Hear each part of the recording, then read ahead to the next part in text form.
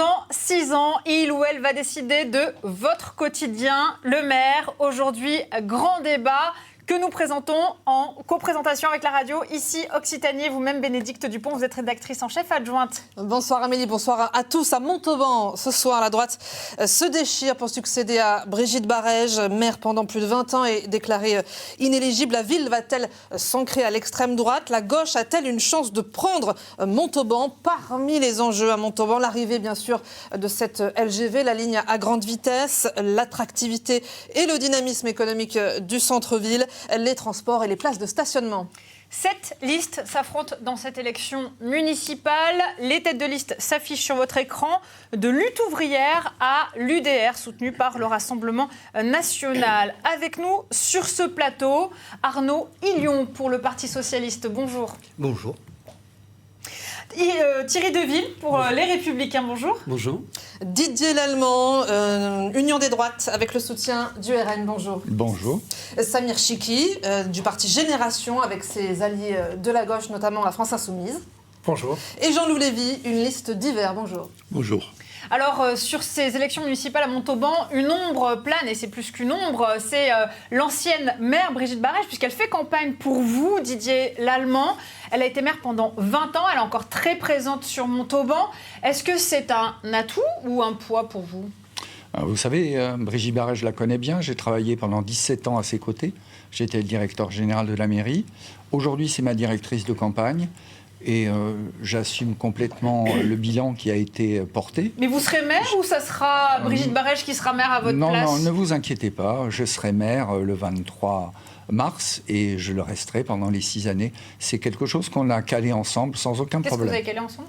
Le fait que je serai maire pendant les 6 années. Vous souriez, Arnaud Hillion, vous n'y croyez pas, ce que vient de dire Didier Lallemand? Je ne me permettrai pas de me remettre en doute les tractations internes à la Barégie sortante. Oh, ce n'est pas des tractations, monsieur Hillion, c'est tout simplement un accord tout à fait clair et tout à fait net. Appeler un accord ce que j'appelle les tractations, il n'y a pas de souci. Donc je ne les remets pas en cause, je veux bien y croire. C'est les Montalbanais qui verront s'ils sont convaincus ou pas par ce qui est dit. Moi, ce que je vois, c'est que quand même, l'extrême droite, c'est pas une nouveauté à Montauban. Ça fait des années, et je n'aurais pas besoin de rappeler les positionnements de Brigitte Barège dès 2011 puis 2012 sur le mariage homosexuel, sur le lien entre l'immigration et le chômage. Et donc c'est dans ce contexte-là, qui est déjà très marqué par l'extrême droite, que nous vivons à Montauban depuis maintenant au moins 15 ans. Vous vous considérez à l'extrême droite, Didier Lallemand? Non, absolument pas. Je revendique notre liste, qui est une liste d'union des droites, avec des représentants de beaucoup de partis, des LR, des UDR, des Reconquêtes, des Libertés, et voilà. Et après, beaucoup de membres de la société civile. Non, je ne considère pas l'extrême droite. Vous avez pris vos distances avec Brigitte Barège. Non, mais la droite ne l'est pas déchirée à Montauban. On retrouve un cas de figure assez classique. On a l'extrême droite d'un côté, l'UDR, le Rassemblement national que représente M. Lallemand, et une droite républicaine que je représente.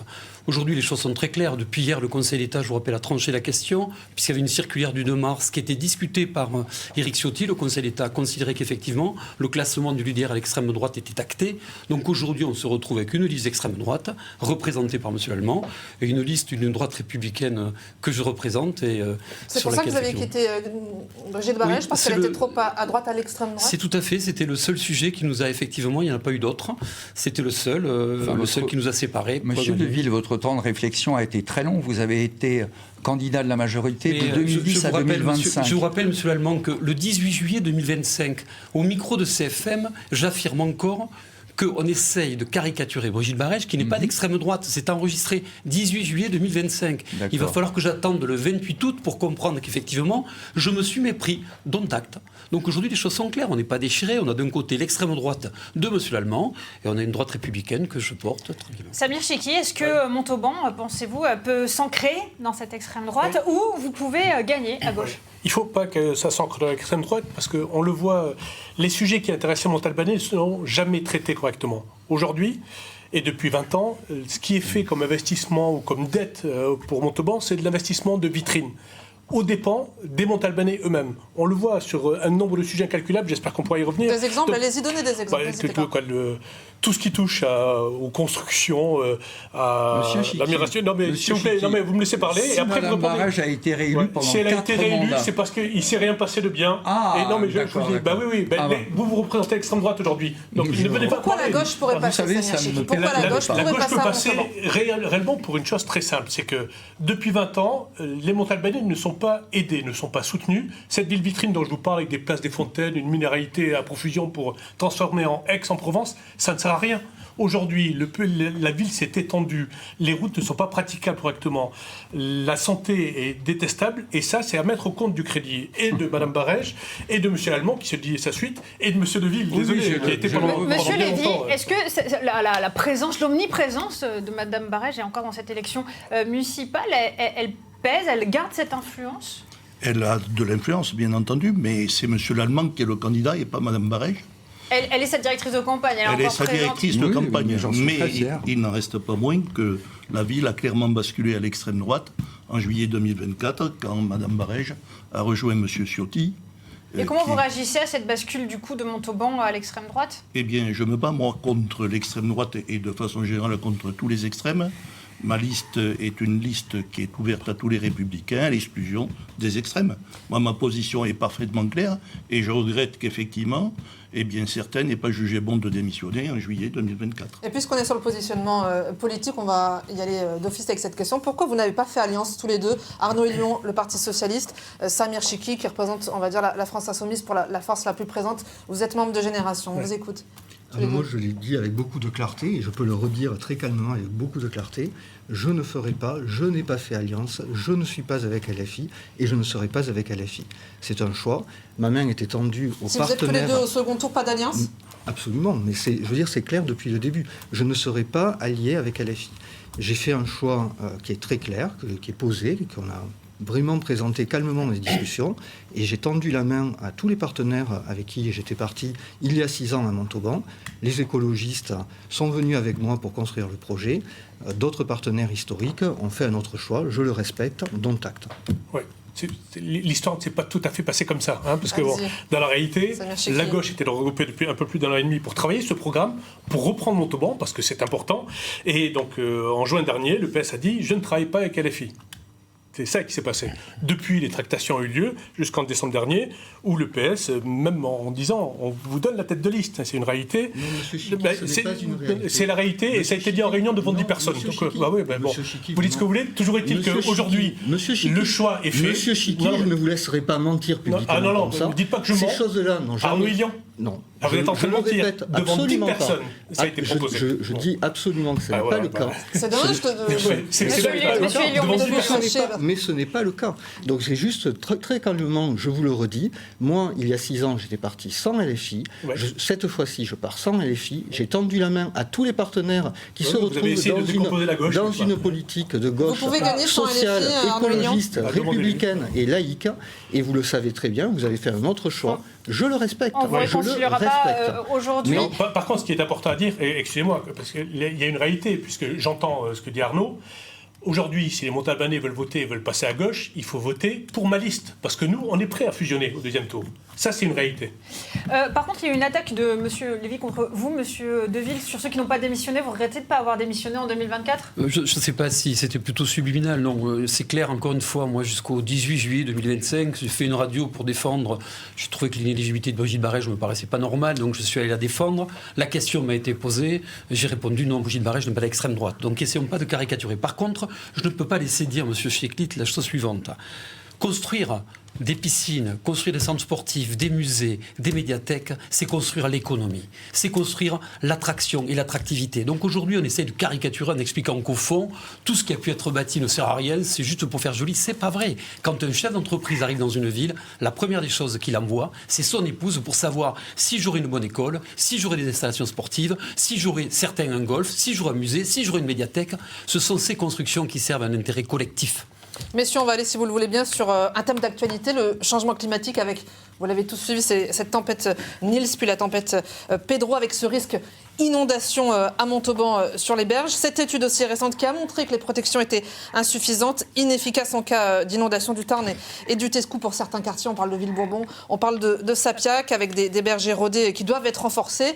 Cela aura forcément un coût. Est-ce que c'est une priorité, Didier Lallement ? Tout à fait. C'est même un budget qui est déjà inscrit en 2026, puisque effectivement, moi j'ai été l'artisan de la protection contre les crues en 2005 à Sapiac, en 2010 sur Ville-Bourbon. C'est un système qui fonctionne, qui est vérifié tous les ans, 2 fois par an, qu'on a encore manœuvré lors de la dernière crue, même si bien sûr il n'y a pas eu de dégâts. Et les règles de l'État ont changé, elles se sont durcies, on a des travaux à faire. Dès avril, on aura le rendu d'un groupe qui s'appelle Aegis qui nous donnera les travaux à faire, et c'est déjà budgété et ça sera pris en charge à 50% par l'État. Et je trouve regrettable que certains candidats utilisent la peur de ce dossier, parce que je crois moi je travaille pour les Montalbanais et les Montalbanaises, et leur faire peur sur ce sujet, je ne pense pas. Je pense à M. Hillion. Vous savez, c'est scandaleux. Là, attendez, M. Hillion, je n'ai pas fini ma phrase. Et vous m'accusez, donc là c'est scandaleux. Non, je ne vous accuse pas. Je n'utilise absolument pas, je ne joue pas sur la peur. Vous travaillez beaucoup quand même sur la protection contre les crues. Vous avez un rapport de la préfecture qui je le connais très bien. En janvier 2025, et qui écrit noir sur blanc, l'état de la protection est au niveau de l'état du terrain naturel. Autrement dit, ça veut dire qu'il n'y a pas de protection effective. C'est écrit noir sur blanc. En 2010, le système de protection contre les crues, les digues, les portes, il était fonctionnel. Il a été prévu par la dernière majorité socialiste de Roland Garrigue. Vous l'avez mis en place au début du premier mandat de Brigitte Barège. Ça nous a coûté des millions d'euros, des dizaines de millions d'euros. Oui, une quinzaine en tout. Et ce système n'a pas été entretenu. Et aujourd'hui, c'est faux. Non, mais aujourd'hui, on a ce rapport à la préfecture qui l'atteste noir sur blanc. Je vous l'ai dit simplement. Si je peux me permettre. Si je peux me permettre. Et après, Monsieur Lévy. Je vous l'ai dit, l'État a durci ses règles. On ne va pas rentrer dans des considérations techniques, mais nous avons des travaux à faire, tout à fait. Avec quel financement ? Avec des financements de la collectivité. Donc vous allez augmenter les impôts ? Absolument pas. C'est dans notre programme. Nous maintenons le taux d'imposition, contrairement à d'autres candidats qui, eux, pour financer le tout gratuit, est-ce que ça doit se faire au détriment de dossiers moins prioritaires ? Non, vous savez, on a une capacité d'investissement à Montauban qui est absolument contenue et il n'y a pas de problème. Monsieur Lévy, sur ces travaux liés au risque d'inondation, vous comptez les faire ? Alors, moi, je ne veux pas rentrer dans ces matchs multiples et variés. Ce que je constate, c'est qu'il y a un dispositif anti-crue qui fonctionnait parfaitement bien. Mais il n'a pas été entretenu correctement. Et nous avons effectivement, depuis 2023, notamment du côté de Sapiac, un problème d'urgence à refaire les réparations qui s'imposent. Oui, tout à fait. Donc ce n'est pas... Vous avez fait peur aux gens ou pas avec cette thématique ? Il y a eu une étude de danger. Cette étude de danger, elle a mis en exergue la reprise de ce qu'on appelle les ouvrages traversants pour l'évacuation des eaux de pluie. Donc en fait, il faut refaire des buses, il faut le réentourer. Et cette étude de danger dit, compte tenu de ça, vous allez, vous, habitants de Sapiac, devoir passer un niveau d'évacuation lors du niveau au moment de la décrue de 9,50 m à 7,40 m. Et il y a une problématique sur les berges. Non, mais la question, c'est que ça va demander à la prochaine mairie d'investir. Pratiquement, la nouvelle collectivité, mais naturellement, la nouvelle collectivité mise en place, la nouvelle gouvernance va faire quoi ? Elle va récupérer les 50% de l'aide de l'État. Elle va effectivement se mettre en adéquation avec cette étude de danger, cette étude sortant au mois d'avril des GIS, et les choses seront réglées. Par contre, il faut rassurer les Sapiacains. Il n'est pas question aujourd'hui de considérer qu'en matière de décrue, l'outil qu'on a mis en place ne marche pas. Ponctuellement, effectivement, on est passé de 9,50 m à 7,40 m. C'est ce qu'on va. C'est ce que l'on va régulariser. On est sur une étude qui a mis 4 ans à sortir. Et donc, on va la régler tout de suite. Oui, je disais que ce dispositif de crue avait été bien fait. Mais il faut l'entretenir. Absolument. Et il y a des zones de faiblesse dans ce dispositif. Oui. Nous ne voulons pas, pardon, je finis avec ça, nous ne voulons pas faire peur à quiconque. C'est simplement un constat. On vous demande de réparer. C'est un problème de modification de normes. Est-ce que c'est choquant de diagnostiquer des faiblesses et de dire il faut les réparer? Monsieur Chiqui. Pardon, encore une fois, je ne vais pas faire peur. C'est pas la méthode chez nous. Nous, on concerte. Pour le coup, quand même, il faut rappeler 2-3 points. Un, donc j'entends que M. Lallement se satisfasse de ce qui est aujourd'hui. À Aiguillon, pas si loin. S'il vous plaît. Allez-y, Samir il n'y a pas si concrètement sur ces malgré sur tout, ces ils péages. pensaient être protégés, ils ne l'ont pas été. Et on veut éviter ça. Comme M. Lallemand dit que c'est budgété, sur 2026, c'est 640 000 euros. Donc vous ferez les travaux si vous êtes bien sûr, juste 0,7% d'investissement. Pour rassurer tout le monde. C'est sur votre... Oui, pour Monsieur Lallemand, vous voulez répondre C'est vos à chiffres. cette thématique, s'il vous plaît. Pour rassurer tout le monde, en clair, on parle de 7 millions d'investissements sur 300 pendant le mandat. Donc, je rassure tout le monde et je rassure les Montalbanais, en particulier les habitants de Safiac et les habitants de Ville-Bourbon. Il n'y a aucun problème, j'allais finir ma phrase. Ces travaux sont prévus et on reviendra au même métrage de protection. Alors, un autre projet sur lequel on va vous interroger, c'est la LGV, la ligne à grande vitesse, qui devrait arriver près de Montauban. Et ça va vous concerner, le prochain conseil municipal, puisque vous avez validé l'autorisation environnementale en demandant d'inclure le fameux boulevard d'Occitanie dans cette étude. Donc, je me tourne vers vous, Monsieur Hillion. Est-ce que vous êtes sûr que cette LGV va arriver ? Alors, qu'elle arrive, j'en suis sûr. Parce que l'État a commencé à être savoir incertain. exactement quel sera le rétroplanning, et si le rétroplanning sera tenu, ça, l'avenir nous le dira. Cela dit, la collectivité, elle a le devoir d'anticiper la venue et de préparer cette extension de la ville.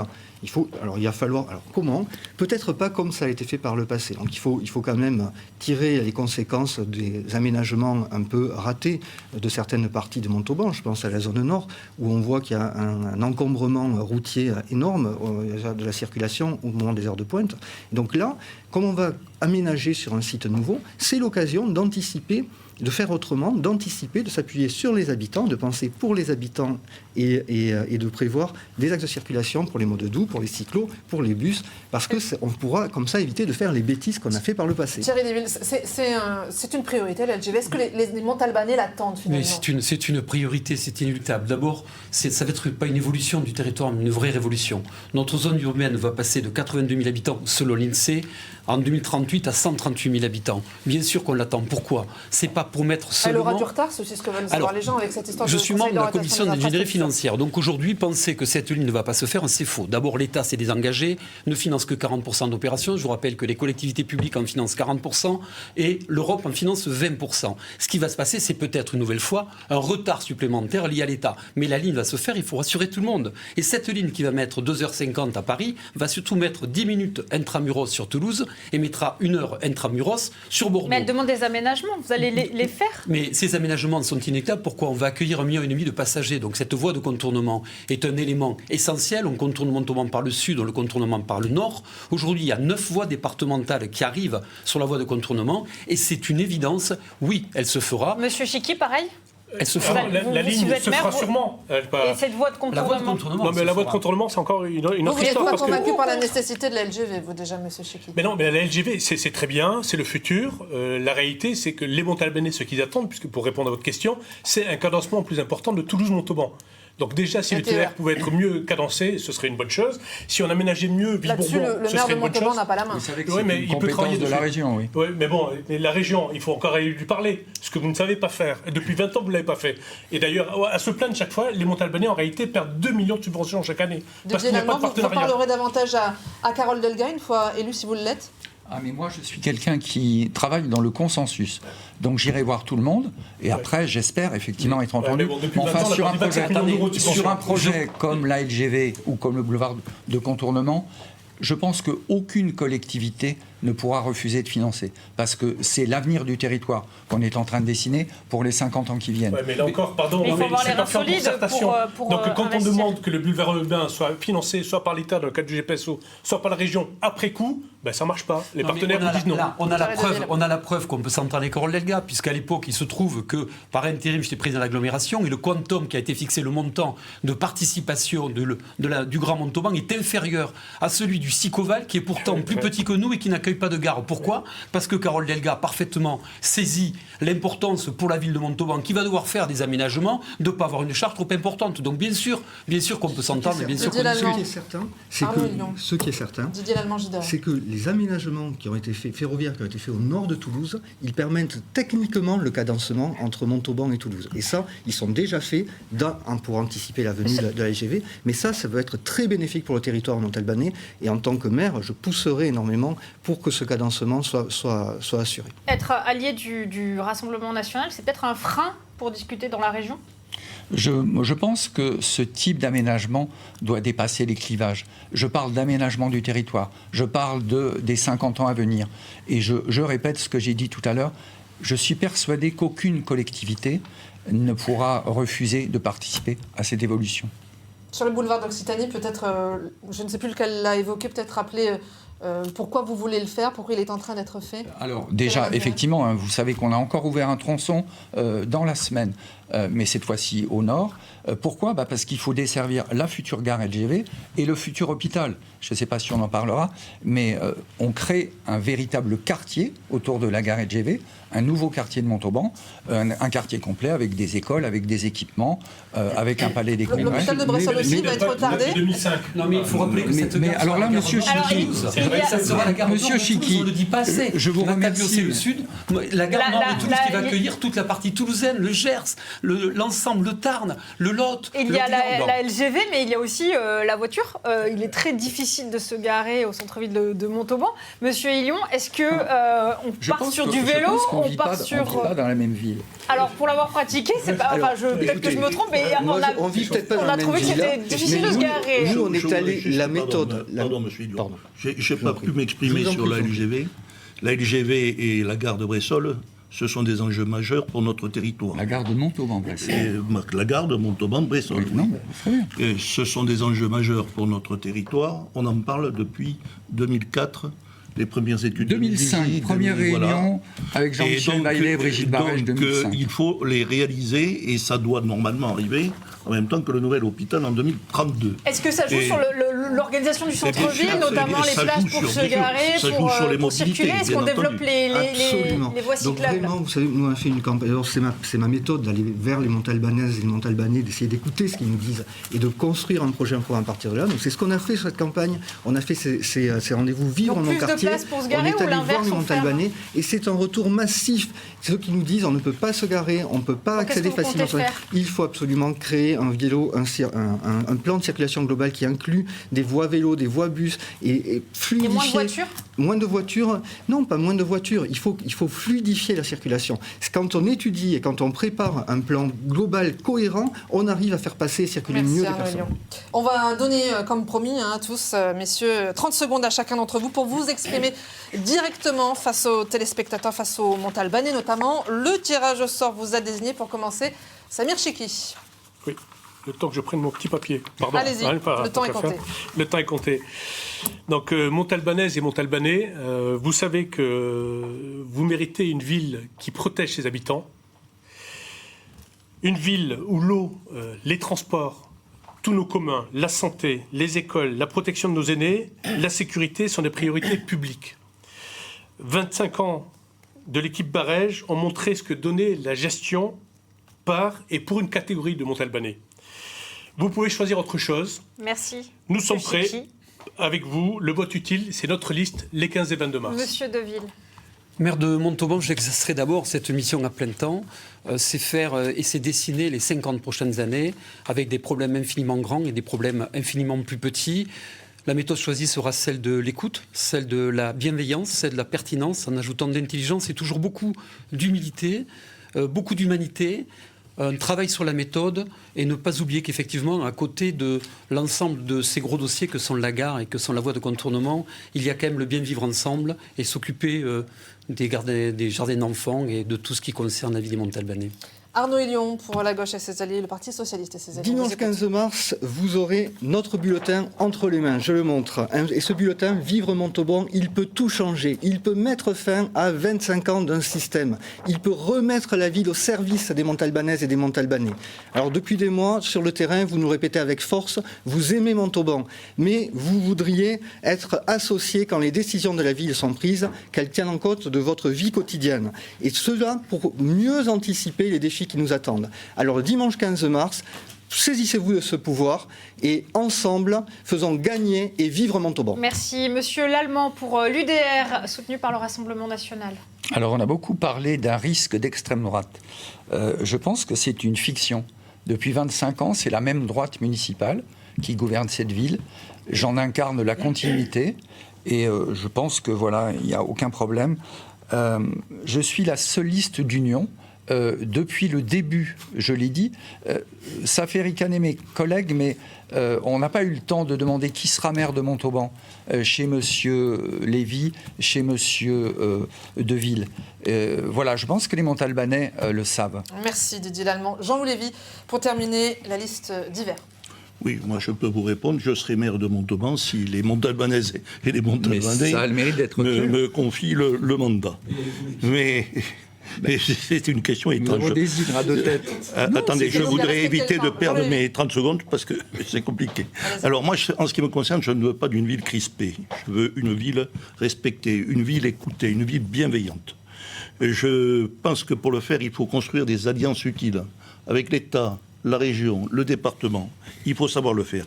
C'est un choix de vision et de méthode, ce n'est pas un choix d'ego. Merci beaucoup, Monsieur Lévy. Merci beaucoup à vous tous d'avoir été présents sur ce plateau. Je vous rappelle qu'il y a 7 listes candidates aux élections municipales à Montauban. Elles s'affichent sur votre écran. On se retrouve dès lundi pour de nouveaux débats, celui de Toulouse notamment, et dimanche soir pour la grande soirée électorale. Merci.